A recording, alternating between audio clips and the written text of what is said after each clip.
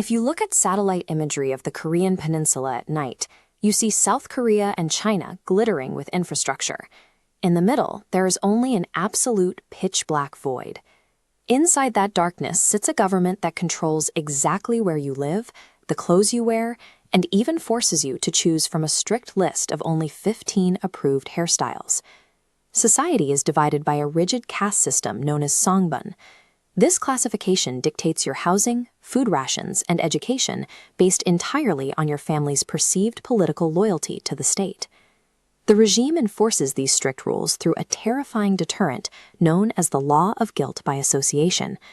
Under this law, one political crime means 3 generations of your family are sent to vast political prison camps. The infrastructure here is built for lethal extraction. Over 100,000 prisoners currently endure starvation and 16-hour forced labor shifts in these compounds. This combination of physical darkness, extreme caste segregation, and multi-generational punishment created a perfectly sealed, seemingly inescapable surveillance state. For decades, this system survived because the Soviet Union supplied Pyongyang with a steady pipeline of cheap oil and food. But when the Soviet Union completely collapsed in the early 1990s, North Korea's critical economic lifeline vanished overnight. A severe man-made famine swept the country. The desperation became so absolute that citizens resorted to hunting frogs, and grandparents chose to starve to death so their grandchildren could eat. The government completely failed to provide food rations, entirely abandoning its side of the totalitarian social contract. By failing to feed the population, the state accidentally created a vacuum.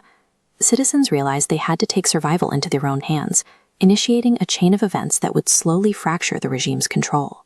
In North Korea today, almost all men are forced into government-assigned labor. Even today, their monthly salary is fixed at a rate so low it barely covers the cost of a few kilograms of corn. But the system contained a critical oversight. Married women were largely exempt from this forced government labor. To keep their families from starving, these women stepped outside the law and established a network of local black markets, known as the Jangmadang. These female-run markets expanded rapidly across the country and now account for more than 70% of a North Korean household's income. By strictly confining men to useless state jobs, the government inadvertently handed economic power to housewives, turning them into the primary breadwinners and the architects of an underground economy. As the Jangmadang grew, these food markets naturally evolved into hubs for smuggling forbidden foreign media. Desperate for entertainment, citizens began secretly purchasing cheap Chinese portable media players, known as notels, to watch illegal films. The secret police responded with a physical tactic, intentionally and randomly cutting the power grid to entire apartment complexes. When the electricity died, the illegal DVDs physically jammed inside the disk drives. Police would then raid the dark apartments, catching residents with the unremovable evidence trapped in their machines. The women adapted by moving from DVDs to small, easily concealable USB flash drives. These drives carried South Korean dramas and films. The risk is absolute. Teenagers have been sentenced to 12 years of hard labor for possessing them, while others have faced public execution for distributing the content.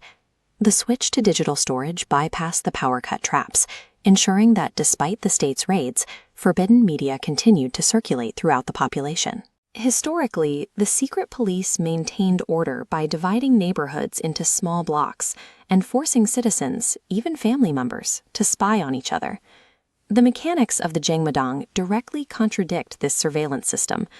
Participating in an illegal black market requires individuals to inherently trust the people they trade with.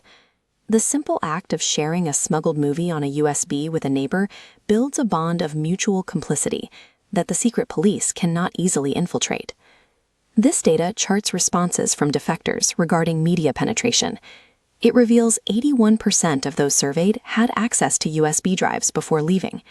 A secondary layer shows 98% of those drives contained illegal or anti-government media.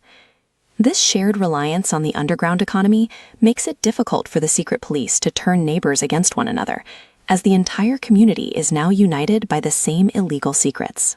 Danil's Korean state relies on a single narrative, that the country is a utopia and the outside world is trapped in poverty and suffering. The wealth and freedom seen in smuggled South Korean media provides a direct visual contradiction to that claim. When the regime attempted to shut down these markets and seize private wealth, the community united with such intensity that the government was forced to apologize and back down. While international attention remains fixated on Kim Jong Un's nuclear arsenal, his control is being eroded from within by a decentralized network of female merchants. A simple plastic USB drive has breached the state's isolation, allowing North Koreans to see a different reality and weakening the regime's control over what its people believe.